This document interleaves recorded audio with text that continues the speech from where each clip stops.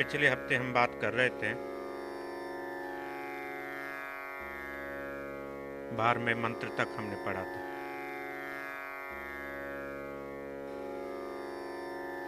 यम नचिकेत को कहते हैं। नचिकेत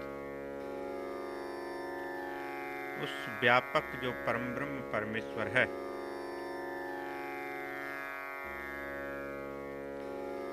उस व्यापक परमात्मा को अध्यात्म योग के द्वारा जाना जा सकता है। अब अध्यात्म योग क्या है?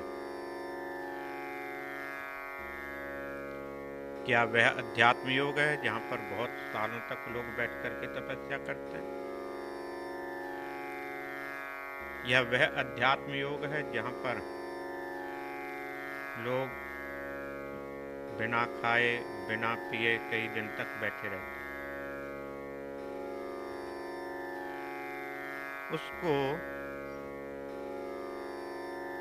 हमारे यहाँ पर अध्यात्म योग पूर्ण रूप से नहीं कहा जाता। अध्यात्म योग क्या है? जहाँ पूर्ण रूप से व्यक्ति को शांति मिल जाती है। हर्ष शोकः मंत्र कहता है, हर्ष शोकौ जहाति। जहाँ पर प्रसन्नता, आनंद, दुख, यह दोनों उसके जीवन में एक समान हो जाते हैं। इस प्रकार का जो व्यक्ति है जिसने अध्यात्म योग के द्वारा उस परम ब्रह्म परमेश्वर को जान लिया है, समझ लिया है, वह आत्मा व परम ब्रह्म परमेश्वर कहाँ पर है? अपने हृदय की गुफा में बैठी हुई। वेद का मंत्र हमें क्या कहता है? उस परमेश्वर को कहीं बाहर ढूंढने के लिए नहीं जाना, वह अंदर ही है, आपके हृदय में विराजमान है। उस हृदय में बैठे हुए उस परम ब्रह्म परमेश्वर का दर्शन करना। यहां तक हमने पिछले हफ्ते बात की थी। अब 13वां मंत्र है कठोपनिषद के दूसरी वल्ली का 13वां मंत्र। एतत् श्रुत्वा संपरिगृह्य मर्त्यः प्रव्रीह्य धर्मम् अणुम् एतम् आप्यः स मोदते मोदनीय हि लब्ध्वा विवर्तकं सद्म नचिकेत सम्मन्यः। तो यहाँ पर यम कहते हैं, नचिकेत, तुम्हारे लिए जो वह धाम है, जिस धाम को लोग प्राप्त करना चाहते, कब? मरने के बाद। जिस प्रकार से व्यक्ति कल के विषय में सोचता है क्या होगा, कहीं ऐसा तो ना हो कि मैं दुखी हो जाऊं या रुग्ण हो जाऊं, बीमार हो जाऊं। इस विषय में जैसे संसार के विषय में लोग कल्पना करते हैं, सोचते हैं, पर जो अध्यात्मवादी हैं, जो परम ब्रह्म परमेश्वर की तरफ बढ़ रहे हैं, वह क्या सोचते हैं? मरने के बाद क्या होगा। संसार में रहने वाला मनुष्य कल मेरे साथ क्या होगा, मैं दुखी हूंगा या बीमार हूंगा, बच्चे मेरे साथ रहेंगे या नहीं रहेंगे, ऐसी कल्पना करते हैं। पर अध्यात्मवादी क्या सोचते हैं? मरने के बाद मेरी स्थिति क्या होगी,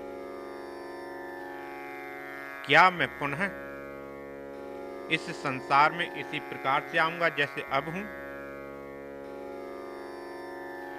जो संसार कभी प्रसन्नता देता है, कभी आनंद देता है, कभी दुख देता है, कहीं मिलन होता है, कहीं किसी से अलग होते हैं, ऐसा संसार उसको नहीं चाहिए। उसको कैसा चाहिए? जहां हमेशा आनंद ही आनंद। अध्यात्मवादी इस विषय में विचार करते हैं। तो नचिकेत को यम कहते हैं, तुम्हारे लिए वह धाम निश्चित है। क्यों निश्चित है? पिछले हफ्ते हम बात बतला रहे थे, क्योंकि यम ने उसको कहा कि तुम्हारी मैंने पूर्ण रूप से परीक्षा ले ली। क्या परीक्षा ले ली? तुमको संसार की वासनाओं से संबंधित जो भी पदार्थ थे, जो भी वस्तुएं थी, उन सब का तुमने त्याग कर दिया। जो प्रलोभन है, लोभ है, लालच है, इच्छाएं हैं, कामना है, भौतिक जो सुख है, संसार का जो सुख है, उस सुख को तुमने त्याग कर दिया। इसलिए यह तो निश्चित है कि वह धाम तुम्हारे लिए निश्चित है। तो यहां पर व्याख्या करते हैं मंत्र की, एतत् श्रुत्वा संपरिगृह्य मर्तः। हे नचिकेत, मर्त क्या है? मनुष्य, क्योंकि जन्म लेता है, मरता है। संसार में जितने भी जीव हैं सभी मरणशील हैं। जन्म हो रहा है, फिर वे मर रहे हैं। तो कहते हैं मर्त्य है, जो मनुष्य है, एतत्, इस धर्मम, धर्म को, श्रुत्वा, सुनकर, संपरिगृह्य, भली भांति से ग्रहण करता है। तीन चीजें हैं। सबसे पहले नचिकेत को यम कहते हैं अच्छा व्यक्ति होना चाहिए जो आत्मा के विषय में ज्ञान दे सके, पहला। दूसरा है जो उपदेश मिला है उसके ऊपर मनन करना होगा। दूसरी बात, यदि कोई उपदेश देने वाला मिल जाए और हम उसके ऊपर मनन ना करें तो कोई लाभ नहीं। कितना भी अच्छा हो, भगवान सामने आकर के खड़े हो जाएं और उपदेश देने लग जाएं, तब भी नहीं समझ पाए। भगवान श्री कृष्ण युधिष्ठिर को भी उपदेश देते हैं, दुर्योधन को भी उपदेश देते हैं, धृतराष्ट्र को भी वे समझाते हैं, अर्जुन को भी समझाते हैं। क्या सभी उसको विचार करते हैं? क्या उसके पास नहीं करते? इसलिए पहला मंत्र की व्याख्या में बतलाते हैं, सबसे पहले अच्छा व्यक्ति समझाने वाला होना चाहिए। दूसरा, जिसने सुना है उसको मनन करना होगा। तीसरी बात कही, जो मनन किया है वह हमारी बुद्धि में स्थिर रहना चाहिए। यदि हमारी बुद्धि में वह स्थिर नहीं रहा मनन करने के बाद भी, तो कोई लाभ नहीं हो पाएगा। यदि जब तीनों चीजें इकट्ठी होती हैं, अच्छी प्रकार से समझना, फिर मनन करना, उसके बाद अपनी बुद्धि में उसको अच्छी तरह से बैठा लेना, तब जाकर के क्या होता, व्यक्ति शुद्ध हो पाता। नहीं तो शुद्ध नहीं हो पाए। जैसे उदाहरण के रूप में हमको हम देखें, जैसे पानी है, उसको हम फिल्टर करते जाए, उससे शुद्ध तो हो रहा है, और साथ में गंदे नाली का पानी आकर के थोड़ा उसमें मिलता जाए तो क्या होगा, सब खराब हो जाएगा। कितना भी उसको शुद्ध किया हो, साथ के साथ वह खराब होता है। इसलिए कहते हैं मनन करने के बाद यदि उसके ऊपर हम अपने जीवन में इस बुद्धि में नहीं बैठाएंगे और बाहर के विचारों को इस बुद्धि में बैठा लेंगे, तो ऐसे ही होगा जैसे गंदे नाली का पानी शुद्ध पानी में आकर के मिल जाए, वही बात हो। इसलिए मंत्र हमें यह बतलाता है, एतत् श्रुत्वा संपरिगृह्य, अच्छी प्रकार से पहले उस मंत्र को ग्रहण करना होगा, समझना होगा। जब हम उसको समझ लेंगे, सब क्या होगा, प्रब्रीह, उस पर अच्छी प्रकार से विवेक पूर्वक विचार करना होगा। जो मंत्र है हमें क्या कह रहा है, मंत्र के ऊपर हम उसके ऊपर विचार करते रहें, तभी जाकर के वह मंत्र सफल हो पाता है। मंत्र सुनने की वस्तु नहीं है, ये विचार की है।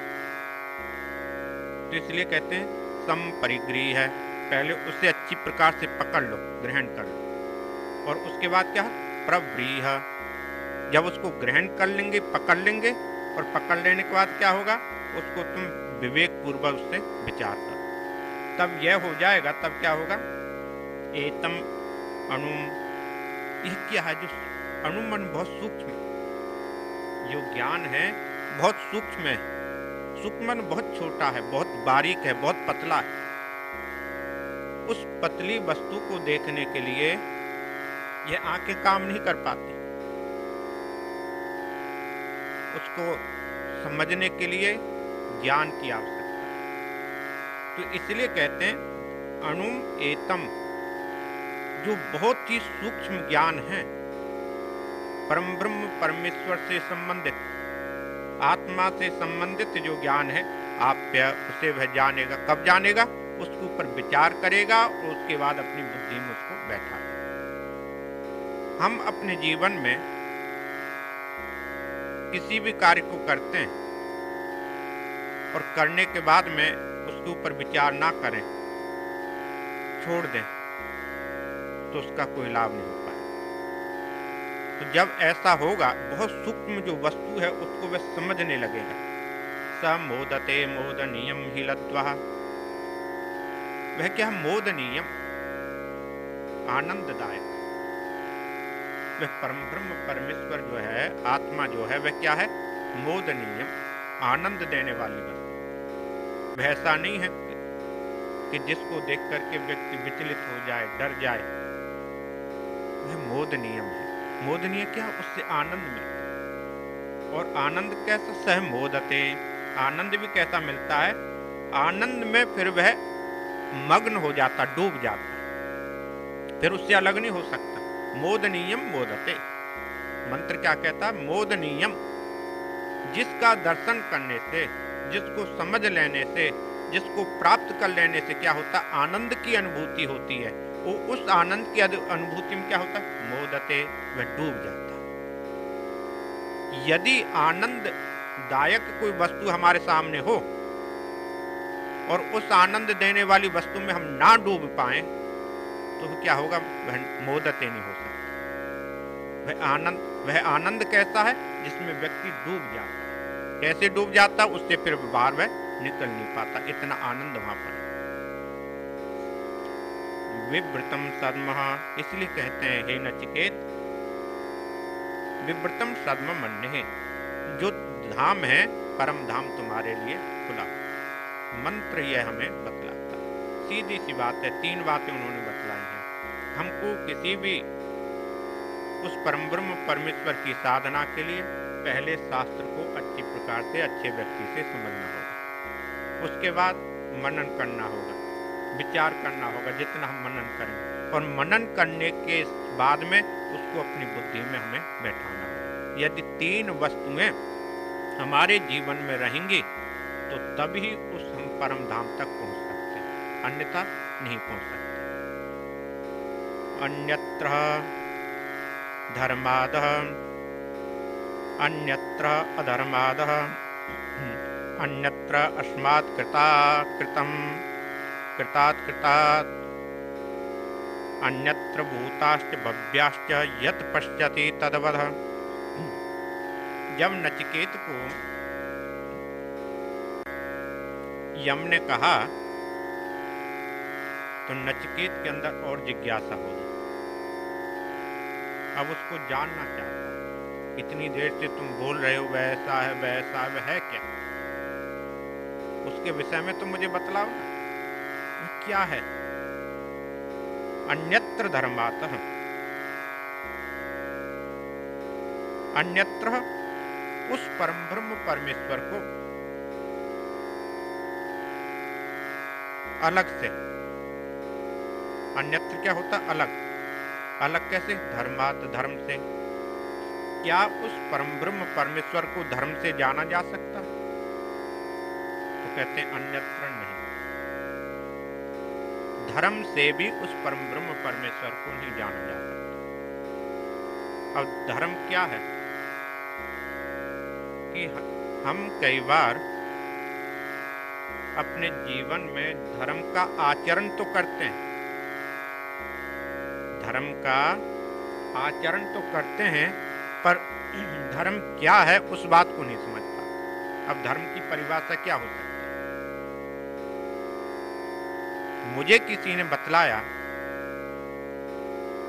कि तुम एक फूल चढ़ा दो, यह धर्म है। क्या यही धर्म रहेगा? धर्म की परिभाषा क्या है? क्या उस परम ब्रह्म परमेश्वर को धर्मादः अन्यत्र, धर्म से भी नहीं जाना जा सकता? क्यों? धर्म से जानने से अब हम सोचें, जैसे कि रावण हुआ, धर्म का आचरण तो करता था, क्या वह धर्म था? जिस आचरण को वह कर रहा है, क्या वह धर्म था? श्रीमद् भागवत में कथा आती है, जड़ भरत को पकड़ के लोग ले जाते हैं, किस लिए? काली की बलि देने के लिए। जड़ भरत को वह किस लिए ले जाते हैं पकड़ के?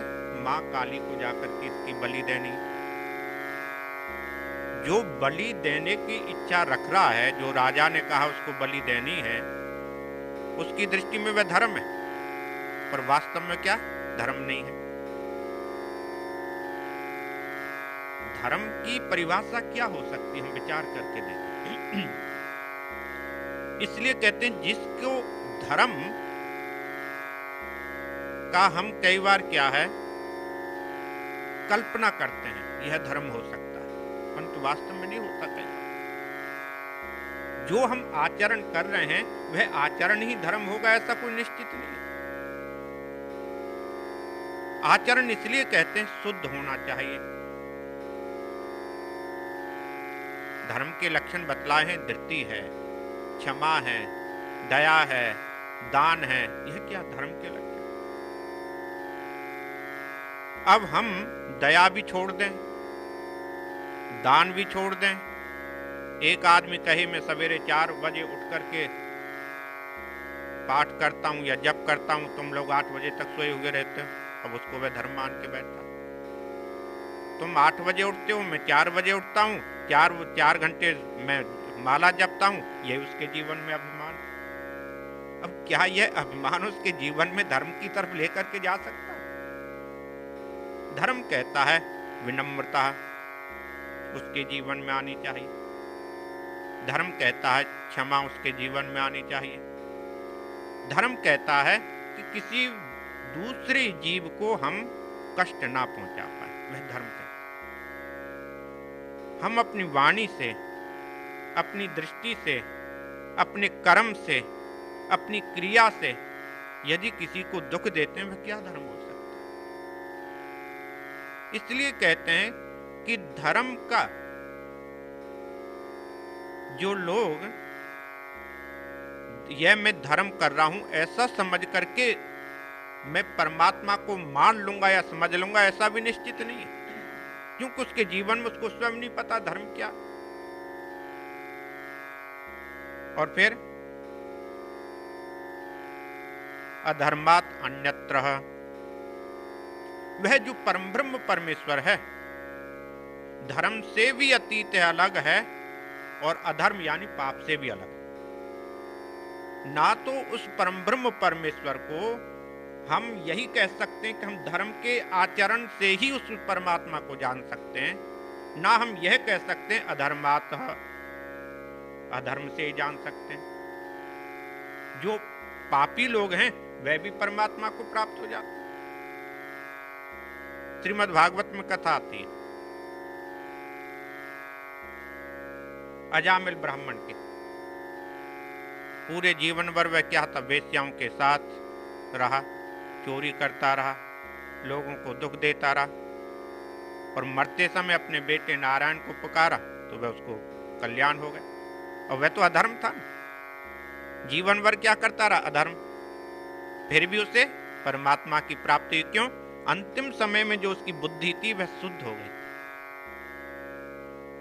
उसकी जो दृष्टि थी, उसकी जो बुद्धि थी, अंतिम समय में अच्छी हो गई थी। अब हम पूरे जीवन भर क्या करते रहे और मरते समय हम क्या करते हैं, यह सबसे बड़ी बात है। यदि मरते समय, प्राणों के निकलते समय हमारा जो हृदय, हमारी जो बुद्धि है, हमारी जो सोच है शुद्ध ना हो पाई, निर्मल ना हो पाई, तब भी ठीक नहीं। इसलिए उस परम ब्रह्म परमेश्वर है वह क्या, अधर्मातः अन्यत्रः, अधर्म से भी अलग है। जो पापी लोग हैं वह भी उस परमात्मा तक पहुंच सकते हैं। ऐसा नहीं कि पापी लोग नहीं पहुंच सकते, पापी भी पहुंच सकते हैं, क्योंकि उसकी बुद्धि कब निर्मल हो जाएगी कौन कह सकता। क्योंकि निर्मल बुद्धि होने के लिए कुछ समय की आवश्यकता नहीं। शुद्ध बुद्धि होने के लिए कुछ समय की तो आवश्यकता नहीं है कि हम 40 दिन तक व्रत करेंगे तभी हमारी बुद्धि शुद्ध होगी, ऐसा तो कुछ है नहीं। और 40 दिन तक व्रत करने के बाद और हमारी बुद्धि खराब हो गई तब क्या करेंगे? 40 दिन खत्म हो गए, आज दुनिया भर की हम चीजें खाते रहें, यही सोचे तो क्या होगा? ठीक है, इसलिए कहते हैं मंत्र क्या कहता है, अधर्मात् अन्यत्र। वह परम ब्रह्म परमेश्वर जो है उससे भी अलग है। किससे? अधर्म से भी। वह धर्म से भी अलग है, अधर्म से भी अलग है। और क्या चीज? अस्मात् कृताकृतात्। यह जो संसार है, जगत है, पूरा विश्व जानता है किसी कारण से तो बना होगा, कोई तो होगा बनाने वाला, कोई वस्तु तो होगी। उस परम ब्रह्म परमेश्वर ने मान लो कोई वस्तु बना दी, पहले कुछ बना दिया, उसके बाद कुछ तो संयोग चल रहा। माता पिता के संबंध से संतान की उत्पत्ति हो रही। पृथ्वी में बीज जाता है, मिट्टी और पानी मिलेगा तो वृक्ष बनेगा। अकेला बीज अकेला क्या करेगा? ना वहां पानी होगा, ना वहां पर पृथ्वी होगी, मिट्टी होगी, तो क्या करेगा? इसलिए क्या है? कृताकृतात्। यह जो संपूर्ण जगत है किसी कार्य और कारण से बना हुआ, पर इनसे भी वह अलग है। इसमें है होने के बाद भी क्या है? इससे भी वह अलग है। अब हम सोचें, वह परम ब्रह्म परमेश्वर है और नहीं भी है। तुलसीदास जी ने बहुत सुंदर एक दोहा लिखा है, बिनु पग चढ़े सुनहि बिनु कान। कान के बिना भी वह सुन रहा है और पैरों के बिना भी वह चल रहा है। बिनु पग चलहि सुनहि बिनु काना। सीधा सा गांव की भाषा में उसने ये लिखा है, मंत्र की व्याख्या की है। वह परम ब्रह्म परमेश्वर जो है, पैर नहीं है फिर भी चल रहा, कान नहीं है फिर भी वह सुन रहा। तो यही बात यहां पर कहते हैं कृताकृतात्। इस संपूर्ण जगत का कार्य और कारण होने के बाद भी इससे वह अलग है। अब साइंटिस्ट क्या कहेंगे? कितना भी सोचते रहो, वह कहते हैं कि परम ब्रह्म परमेश्वर ने जो सत्ता बनाई, शायद सृष्टि को चलाने वाला और कोई होगा और कोई बनाने वाला हो सकता है। वेद तो कहता कृताकृतात्। वह कार्य भी है, कारण भी है, फिर भी इनसे अलग है। वह कर भी रहा है फिर भी अलग है। अन्यत्र भूताश्च भव्याश्च यत् पश्यति तद्वद। नचिकेत कहते हैं यम को, उस तद्वद वह मुझे बतलाओ जो वर्तमान गए हुए में, भूत यानी गया हुआ, वर्तमान आजकल जो है, भविष्य जो होने वाला है, इस सबसे जो अलग है। धर्म से भी अलग है, अधर्म से भी अलग है, भूत वर्तमान भविष्य से भी जो अलग है, संसार के कार्य कारण से भी जो अलग है, उस परम ब्रह्म परमेश्वर तद्वद पश्यति। जो तुमने देखा है वह मुझे बतलाओ। तो कितना बड़ा प्रश्न है। इस मंत्र को हम दिन में 1000 बार भी पढ़ें तब भी पूरी व्याख्या नहीं समझ पाए। 1000 बार से भी ज्यादा इस मंत्र को हम पढ़ते रहें और विचार करें तब भी पूरी इसकी व्याख्या हम अपने जीवन में नहीं समझ सकते। कितनी बड़ी बात यह मंत्र कह रहा। 2 लाइन का मंत्र है। वह परम ब्रह्म परमेश्वर ना धर्म से जाना जा सकता, धर्म से भी अलग है, अधर्म से भी अलग है, कार्य और कारण जगत से भी वह अलग है, सब कुछ करने के बाद भी अलग है, वर्तमान से भी अलग है, भूत से भी अलग है, भविष्य से भी अलग है। और उस अलग होने के बाद को भी तुमने देखा, वह मुझे बतलाओ। अब जब सब कुछ अलग है फिर कैसे देखोगे? फिर भी उसे देखा जा सकता। सब कुछ अलग होने के बाद भी वेद का मंत्र कहता है उस परम ब्रह्म परमेश्वर को देखा जा सकता है। तुलसीदास जी ने रामायण में लिखा है, उस परम ब्रह्म परमेश्वर का कोई नाम नहीं है, क्या नाम दें उसको? और नाम ना होने के बाद भी क्या है? हजारों नाम है। हजारों नाम क्यों है? क्योंकि जिस व्यक्ति ने जैसे अपने मन में विचार आया उसके अनुसार उसके नाम को रखा। तो अगले में कहते हैं मंत्र में, सर्वे वेदा,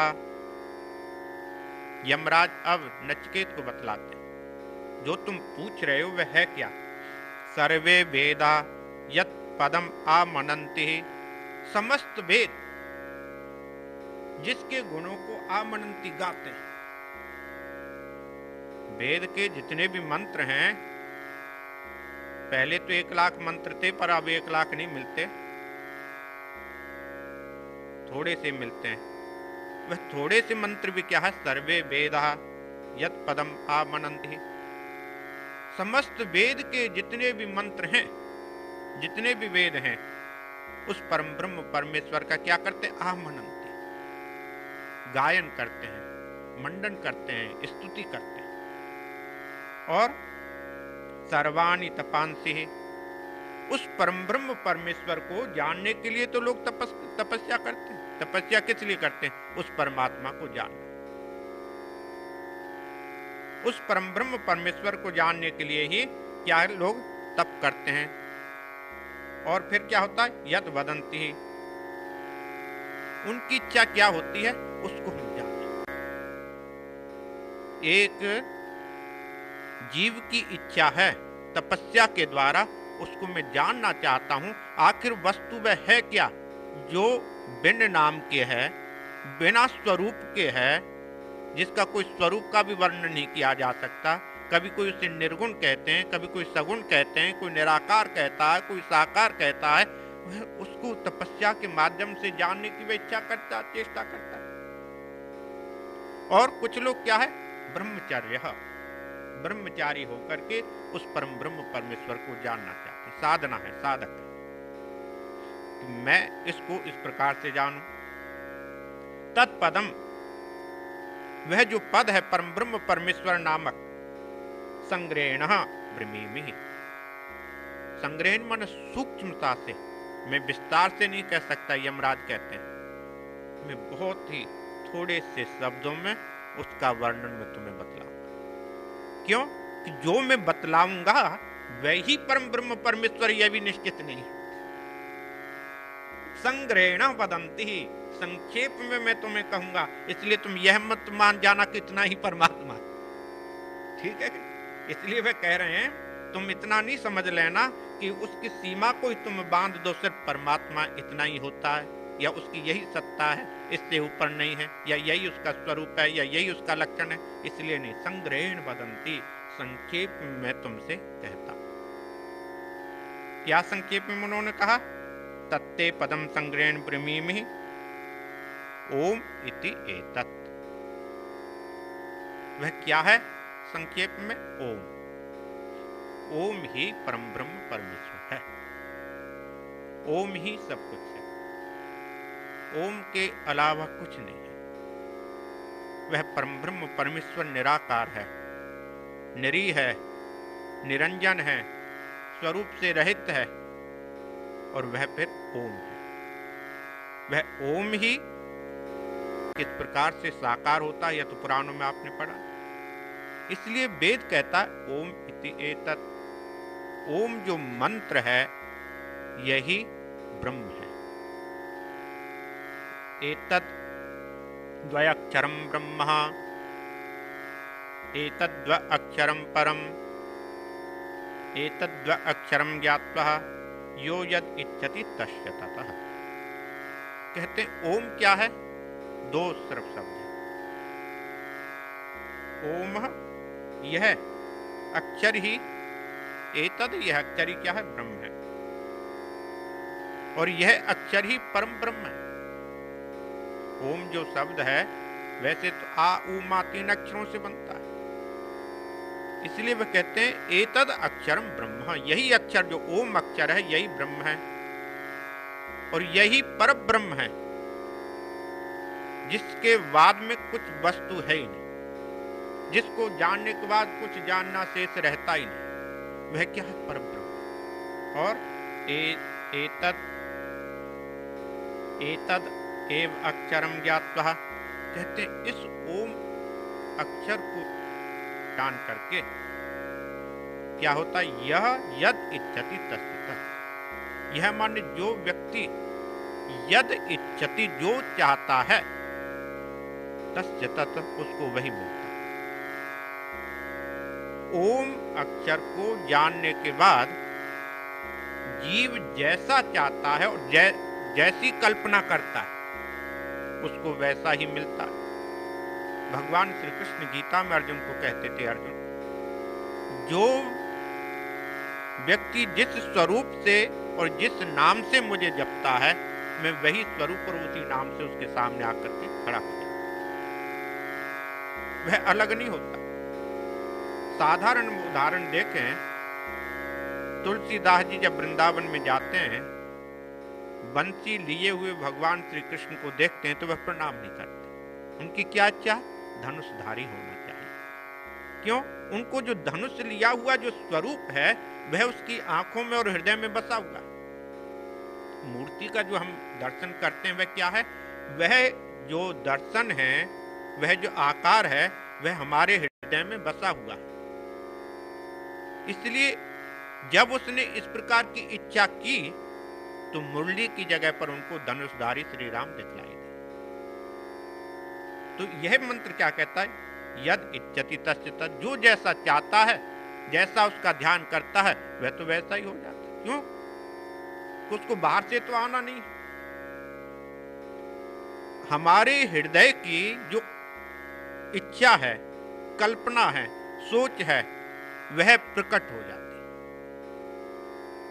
हम उस परम ब्रह्म परमेश्वर को जिस स्वरूप में देखना चाहते हैं या नहीं देखना चाहते, किसी नाम से हम उसको जपना चाहते हैं या बिना नाम के तो हम जप नहीं सकते।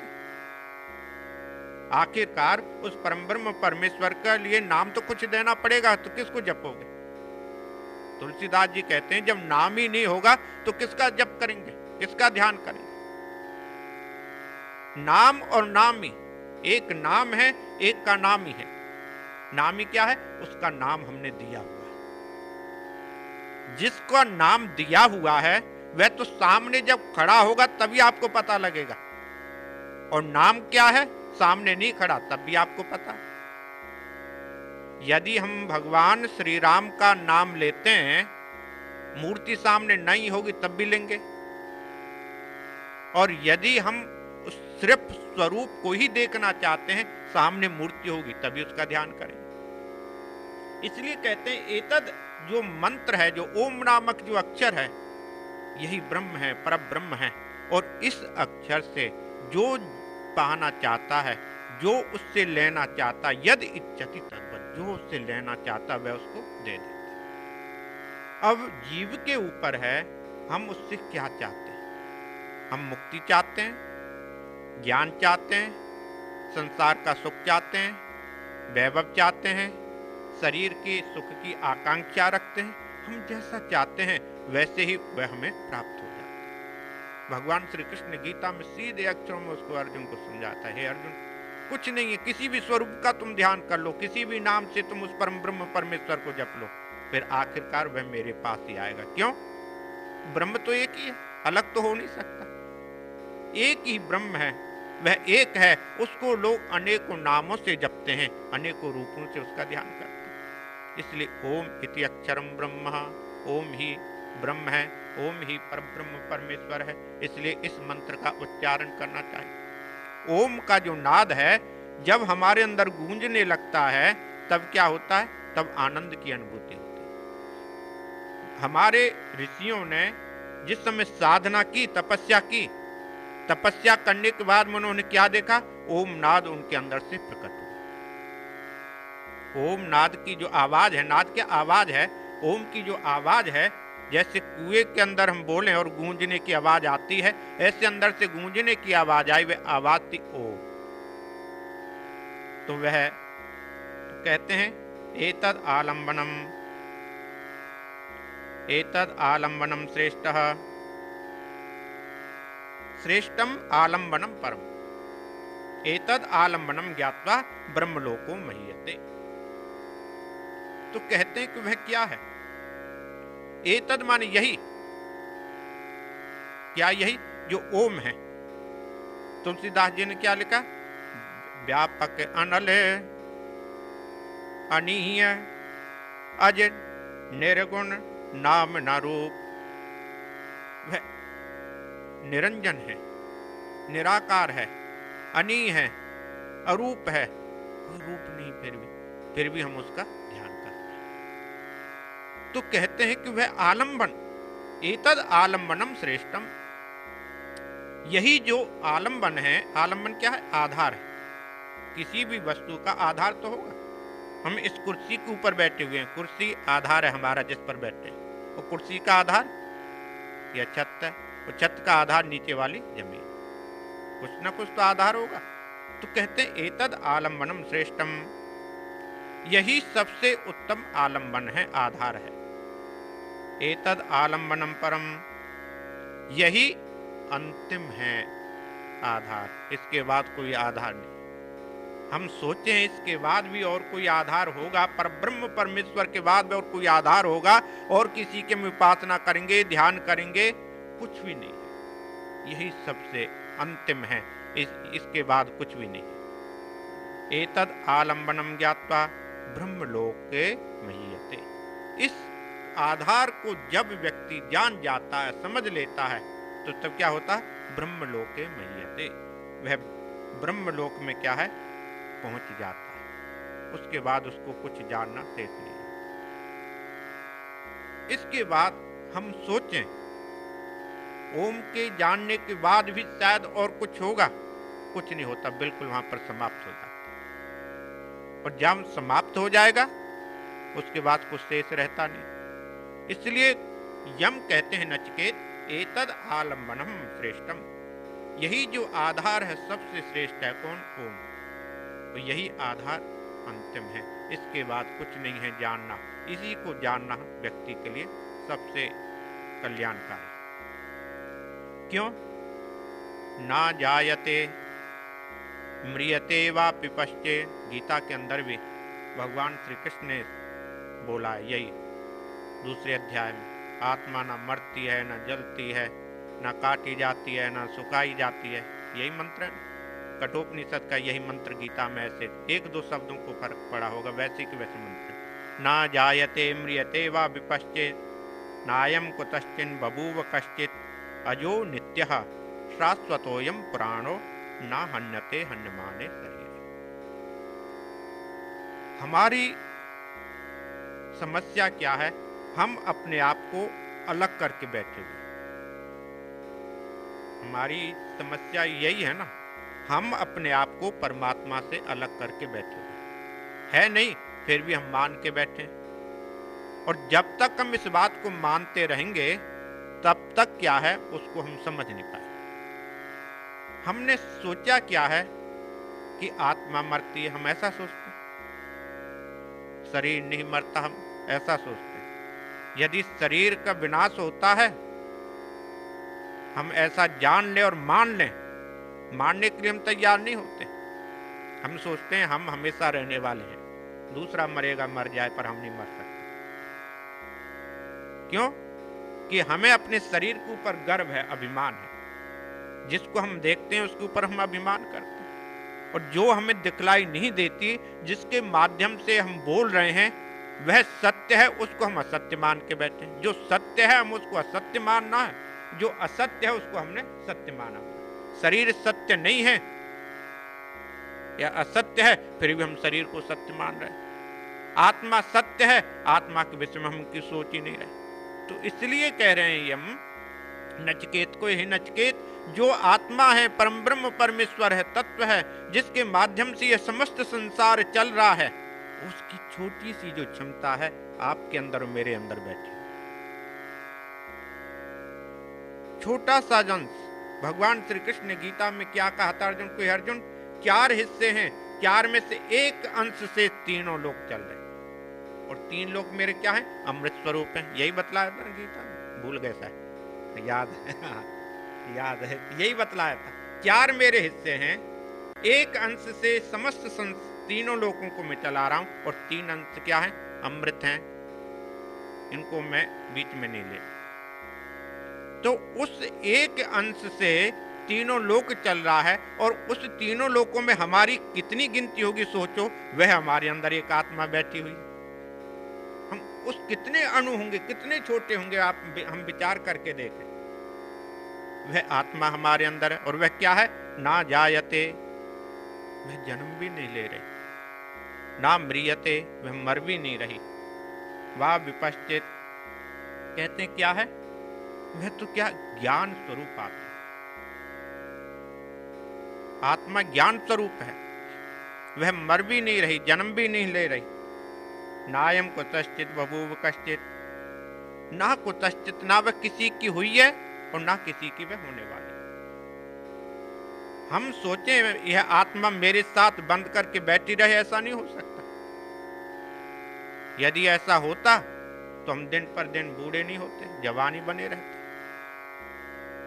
हम में और अवतार में यही भेद होता ना, हम बूढ़े होते हैं, अवतार बूढ़ा नहीं होता, वह एक जैसे रहते।